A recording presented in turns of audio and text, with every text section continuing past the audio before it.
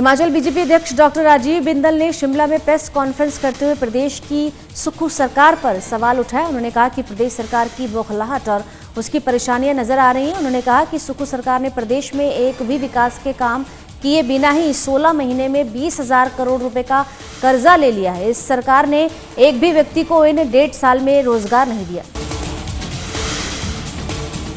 हिमाचल के सिरमौर में आगामी लोकसभा चुनाव में 75% मतदान का लक्ष्य रखा गया है, जिसके लिए जिला निर्वाचन विभाग लगातार जिला की 259 पंचायतों में मतदाताओं को जागरूक करने के लिए कार्यक्रम आयोजित कर रहा है। इसी कड़ी में आज नाहन में 100 वर्ष की आयु पूरी कर चुके मतदाताओं समेत दिव्यांग मतदाताओं को सम्मानित किया गया।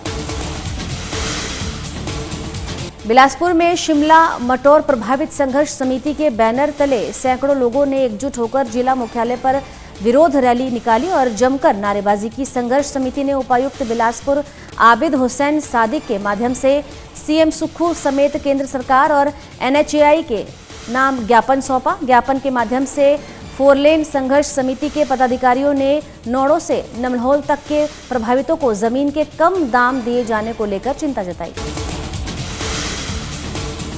बिलासपुर के दबट गांव में बदमाशों ने पिस्तौल के बल पर 2 महिलाओं से गहने लूट लिए, जिसके बाद पीड़ित महिलाओं ने कोट करलूल थाना मुआ आरोपियों के खिलाफ शिकायत दर्ज कराई। वहीं पुलिस ने इस मामले में कार्रवाई करते हुए कीरतपुर से आरोपियों को गिरफ्तार किया है। आरोपियों में 3 युवक, 1 युवती और 1 नाबालिग शामिल है। अंतर्राष्ट्रीय रेणुका जी वेटलेट क्षेत्र में टाइगर और लॉयन देखने को मिलेंगे, जिसको लेकर सिरमौर जिला प्रशासन ने वाइल्ड लाइफ विभाग के साथ मिलकर कार्य शुरू किया है। डीसी सिरमौर सुमित खिटमा ने कहा कि रेणुका जी ने टाइगर और लायन का जोड़ा लाने को लेकर प्रस्ताव आया है।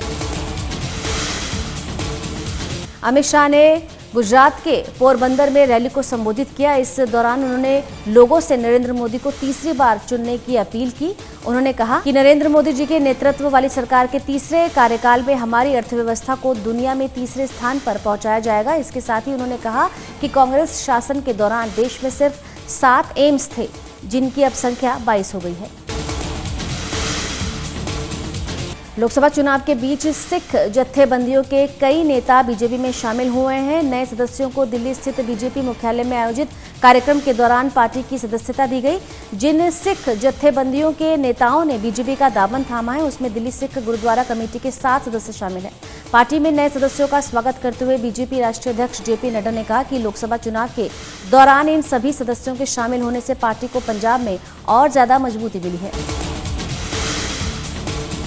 उत्तर प्रदेश के मुख्यमंत्री योगी आदित्यनाथ ने हाथरस में जनसभा को संबोधित करते हुए कहा कि एक तरफ सबका साथ सबका विकास के नारे के साथ बीजेपी और NDA है और दूसरी तरफ कांग्रेस सपा का विपक्ष गठबंधन है। उन्होंने कहा, पहले देश को बांटा और अब कांग्रेस अपने घोषणा पत्र में कह रही है कि हम भारत में संपत्ति का सर्वे करवाएंगे। अगर आपके बाप दादा ने 4 कमरों का घर बनाया है तो आप 2 कमरों में रहो, 2 कमरे कांग्रेस और सपा के अधिकार में चले जाएंगे। उन्होंने आगे कहा कि पहले देश को बांटा, आज आपकी संपत्ति को बांटने की साजिश ये लोग कर रहे हैं। केंद्रीय मंत्री और अमेठी से बीजेपी उम्मीदवार स्मृति ईरानी ने उत्तर प्रदेश में अमेठी के एक सार्वजनिक रैली शामिल हुई। इस दौरान उन्होंने राहुल गांधी पर प्रतिक्रिया देते हुए कहा कि अमेठी में संबंधों के बारे में बात की और वे वायनाड चले गए। वहां नामांकन दाखिल करते समय उन्होंने वायनाड को अपना घर घोषित किया। उन्होंने आगे कहा, हमने लोगों को रंग बदलते देखा है, लेकिन पहली बार समय बदलते परिवारों को देखा जा रहा है। आप सभी जानते हैं कि 25 मई को कमल को वोट और 1 वोट मुफ्त राशन देगा। कांग्रेस ने घोषणा की है कि देश भर में लोगों की संपत्ति की गणना की जाएगी। अरविंद केजरीवाल ने ईडी के आरोपों पर सुप्रीम कोर्ट में अपना जवाब दाखिल किया है। अरविंद केजरीवाल ने शीर्ष अदालत में कहा है कि ईडी ने जिन 4 गवाहों के बयान के आधार पर उन्हें गिरफ्तार किया है, उनका बीजेपी से संबंध है। अरविंद केजरीवाल ने यह भी कहा कि ईडी को हवाला एजेंट के पास से गुजराती में लिखी डायरी मिली है। उन्होंने आरोप लगाया है कि बीजेपी ने अपने हिसाब से सबूत बनाकर कोर्ट में पेश किए। साथ ही उन्होंने ये भी आरोप लगाया कि 4 गवाहों के बयान के आधार पर मुझे गिरफ्तार किया गया, हालांकि कोई सबूत नहीं मिला। लोकसभा चुनाव में पहले और दूसरे चरण के मतदान के बाद अब तीसरे चरण की तैयारियां तेज हो चुकी हैं। तीसरे चरण के मतदान में 7 मई को होगी। तीसरे चरण में 12 राज्यों और केंद्र शासित प्रदेशों की 94 सीटों पर मतदान होगा। इनमें मध्य प्रदेश की बैतूल सीट भी शामिल है, जिसमें दूसरे चरण के दौरान मतदान नहीं करवाया गया था। इसी तरह सूरत लोकसभा सीट से बीजेपी प्रत्याशी के निर्विरोध चुने जाने के बाद यहां 25 सीटों पर ही मतदान होगा। लोकसभा चुनाव प्रचार अभियान को तेज करने के लिए आम आदमी पार्टी की ओर से वॉर रूम शुरू किया गया है। आप नेता और मंत्री गोपाल राय ने इसका उद्घाटन किया।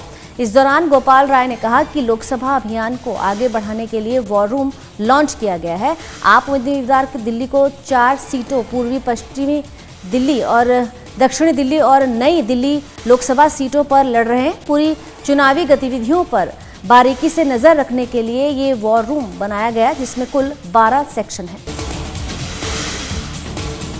Popular TV show Taarak Mehta Ka Ooltah चश्मा के एक्टर गुरचरण सिंह के लापता होने के बाद चारों तरफ हलचल मच गई है। एक्टर का पिछले 5 दिनों से कोई अता पता नहीं है। जानकारी के मुताबिक 22 अप्रैल को गुरचरण सिंह को मुंबई रवाना होना था। वो रात करीब 8 बजे दिल्ली के एयरपोर्ट भी पहुंचे थे, लेकिन उन्होंने फ्लाइट नहीं ली। सामने आई सीसीटीवी फुटेज में एक्टर को अपना बैग टांगे सड़क पर पैदल घूमते देखा जा सकता है। वो कहां जा रहे थे, उन्होंने क्यों अपनी फ्लाइट मिस की, क्या सही में उन्हें किसी ने किडनैप कर लिया है? ऐसे कई सवाल उनके परिवार वालों और फैंस के मन में है। गैंगस्टर लॉरेंस बिश्नोई के भाई अनमोल बिश्नोई के खिलाफ लुकआउट नोटिस जारी हुआ है। ये कार्रवाई अभिनेता सलमान खान के घर फायरिंग मामले में जालंधर से 2 शूटर्स की गिरफ्तारी के बाद की गई। बता दें कि सलमान खान के घर 14 अप्रैल को फायरिंग हुई थी, जिसकी साजिश पंजाब में रची गई थी।